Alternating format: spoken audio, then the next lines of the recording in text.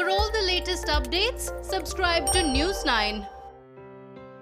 The outbreak of coronavirus has had a grave impact on the world economy, let alone the economy of India. However, when it comes to India, the pandemic has even worsened the already bleak employment picture.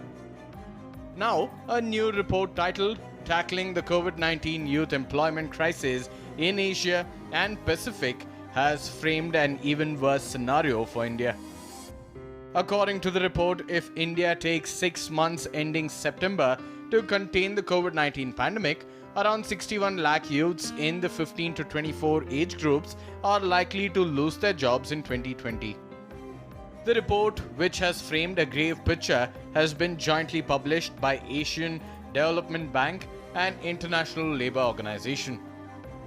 The report predicted that youth unemployment rate in India may touch 32.5%, which will be the third highest among the 13 countries in the Asia-Pacific region. India alone will comprise 40% of the total job losses that will be witnessed in the Asia-Pacific region. India will do poorly even when compared to Pakistan, as youth unemployment in the neighboring country is predicted to be around 20 lakh. In the 6-month scenario, job losses for youth may equal 6.1 million in India, followed by Pakistan with 2.3 million. Indonesia may see lower job losses of around 1.9 million than Pakistan, despite the former having a larger youth workforce.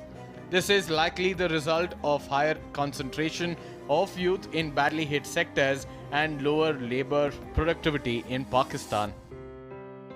However, the impact on India will be more because of its larger population and workforce when compared to other countries in the Asia-Pacific region. According to the report, only Fiji with 36.85% and Sri Lanka with 37.8% are predicted to be worse than India. The report has also underlined some steps through which the effect can be marginalized. According to the report, to address the youth employment crisis, governments in the region urgently need to adopt large-scale and targeted responses centered on comprehensive labor market policies, including wage subsidies and public employment programs, and minimizing the impact on young students of disrupting their education and training. Effective COVID-19 mitigation measures will ensure that the poorest and more vulnerable youth are reached and that young people are meaningfully engaged in policy and social dialogue. Prioritizing youth employment and maximizing youth productivity in the COVID-19 recovery process will improve Asia and Pacific's future prospects for inclusive and sustainable growth, demographic transition, and social stability. The report also highlighted in an affirmative manner that the youth will be the hardest hit when compared to adults.